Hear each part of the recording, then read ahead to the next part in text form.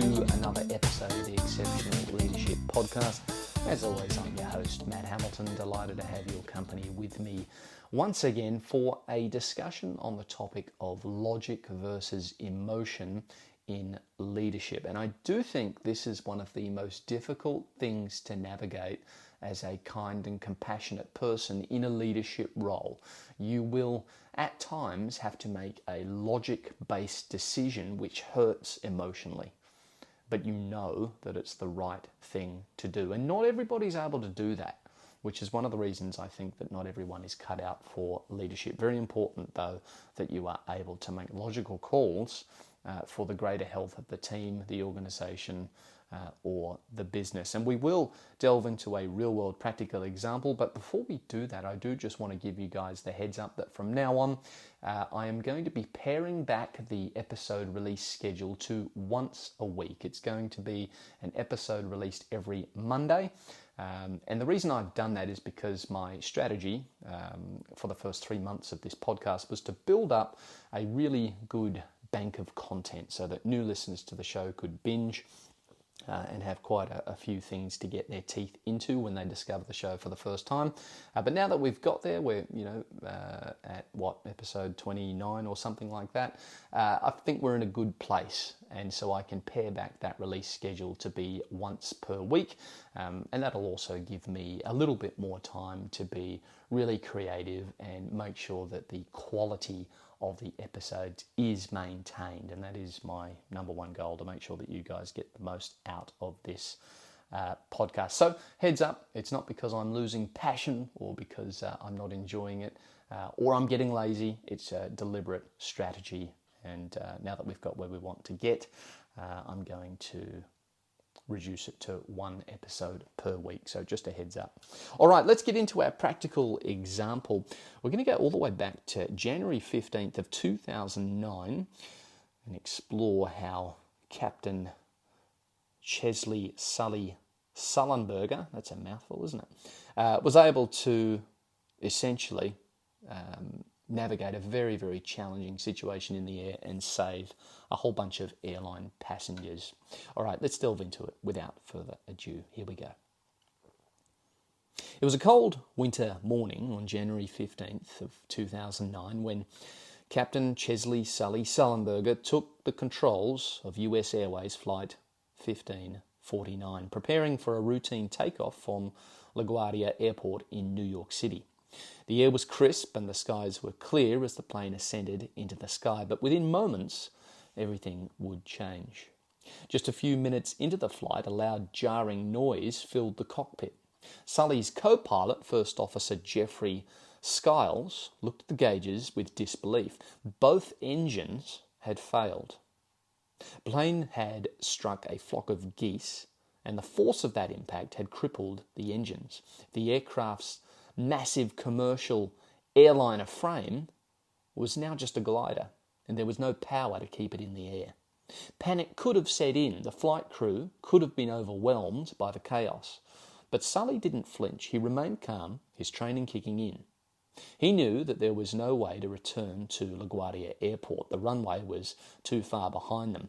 The nearby airports were also too distant, and time was running out. In the silence of the cockpit, Sully's mind raced. But there was no room for panic. His eyes scanned the sky outside the cockpit window as he made a swift decision. He had a single option left, an emergency landing. But not just any landing. He was going to try and land the plane on the Hudson River. It was an unimaginable choice he had to make.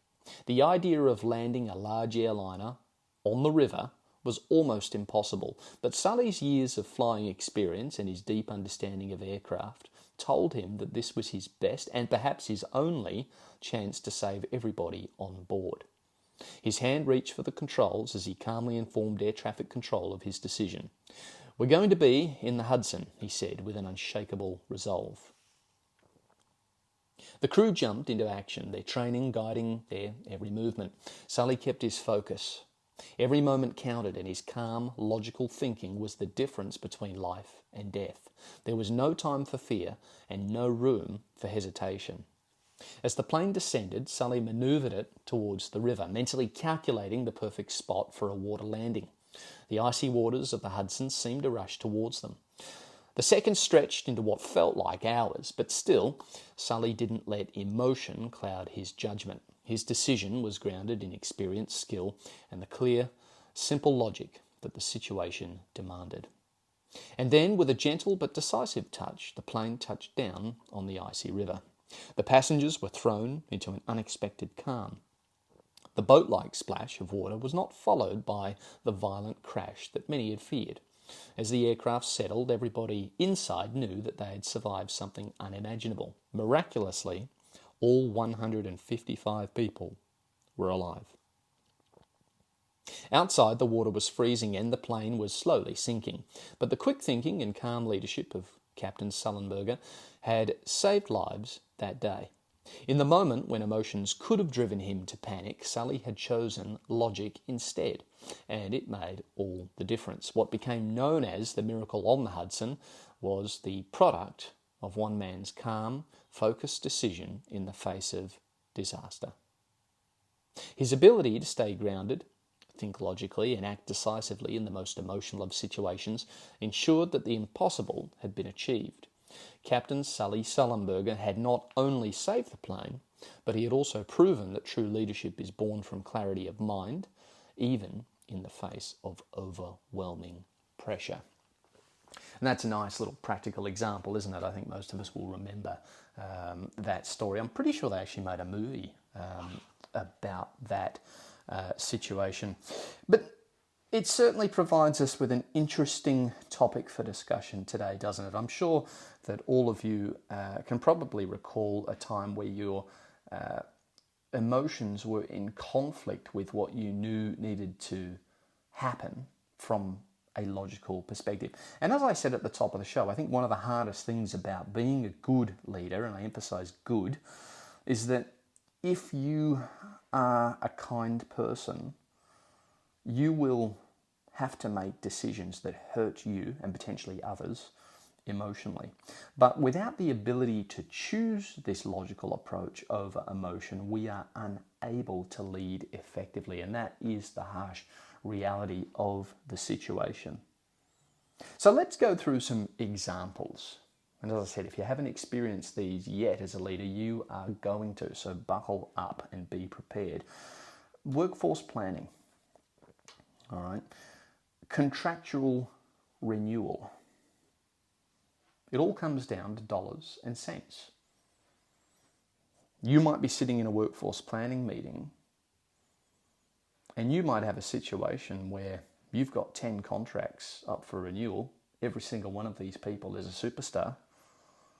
You get on really well with them. They do their job fantastically. Just based on merit alone, they should absolutely be continued with or made permanent. But you've got 5 spots to fill and 10 people looking to fill them. Budget constraints mean that you can't continue with all 10. That is a reality that you as a leader will face in some way, shape or form. And that means that you're going to have to potentially lose a really valued member of your team for no reason other than the business finances dictate that there's only room for a finite number. It's not performance-based. It's dollars and cents. And that hurts emotionally. But if we aren't able to make that call as leaders, look at where it leaves us. It leaves the business,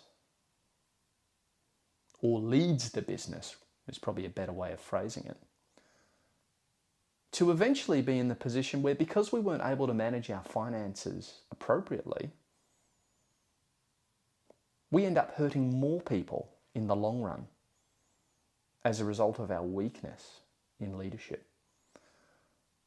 You know, let's dig into that more from a theoretical perspective. Okay, we've got 10 great people, but can only fill 5 positions from a contract renewal perspective because the dollars and cents don't allow us to do it. We know that. But we don't want to make that decision, even though we know it's logical, so we renew all 10 contracts. And then a year down the track, the business is in danger of going under because we cannot pay our bills, because we cannot take care of our payroll. Maybe it has flow-on effects to our operational capability. We know that we need this new piece of equipment, but because we've overreached from a financial perspective, we can't buy what we require, and our business suffers in other areas. And worst case scenario, if the business does get to the point where it's now broke, well, guess what? We're unable to continue trading. Everybody gets laid off. Everybody goes under.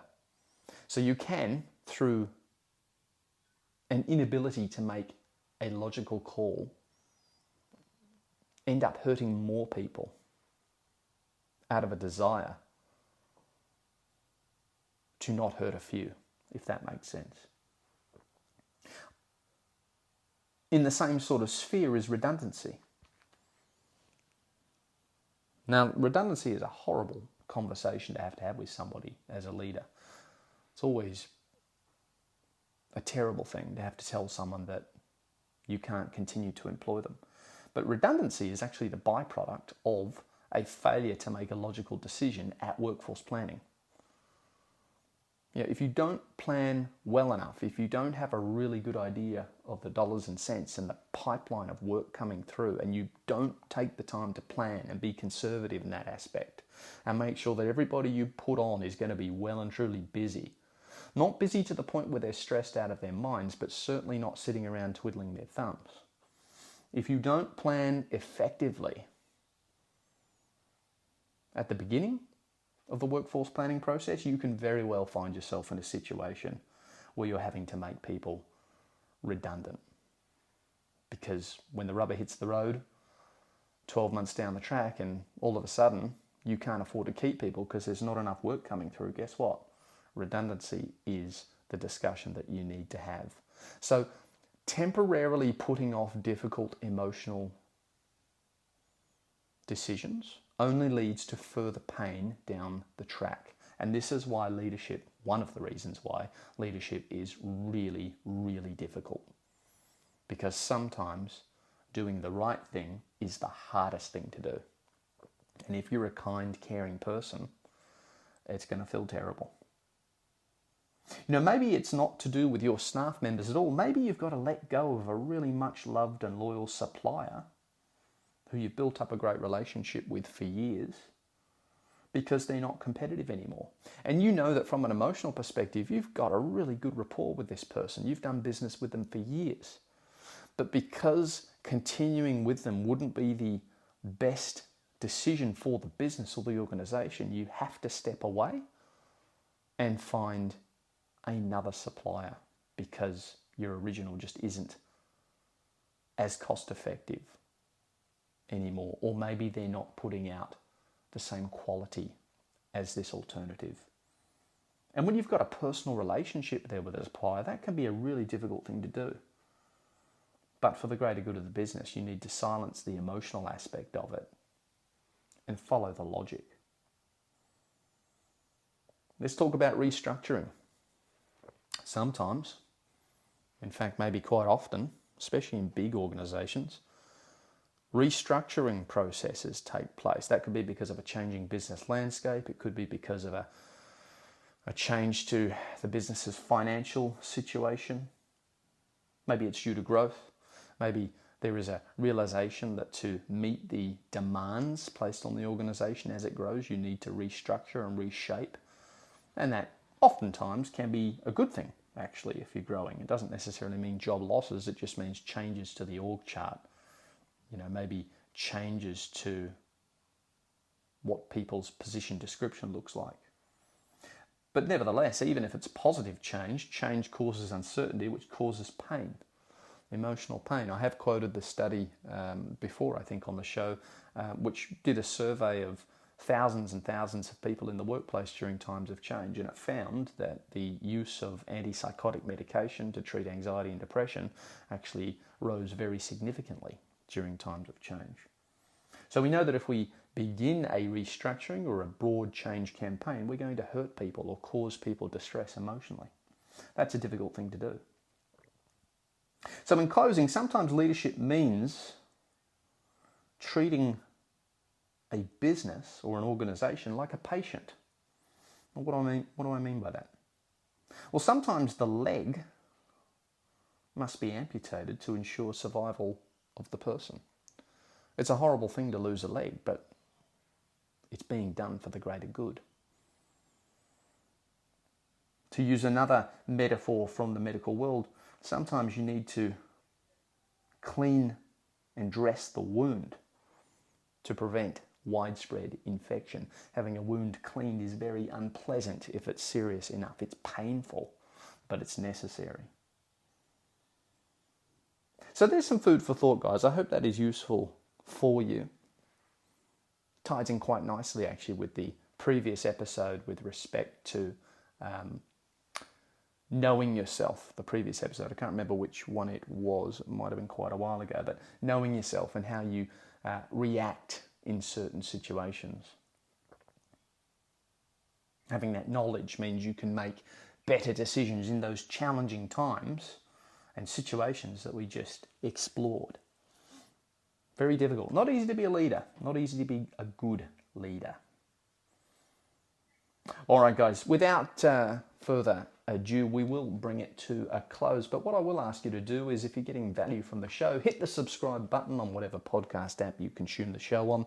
Tell a friend, tell 2 friends, tell 3 friends. Share the show far and wide. Let's try and raise the standard of leadership globally through this podcast. And always, if you would like to communicate with the show, make sure you utilize that send us a text link that I have embedded in the show notes. And thank you once again for joining me.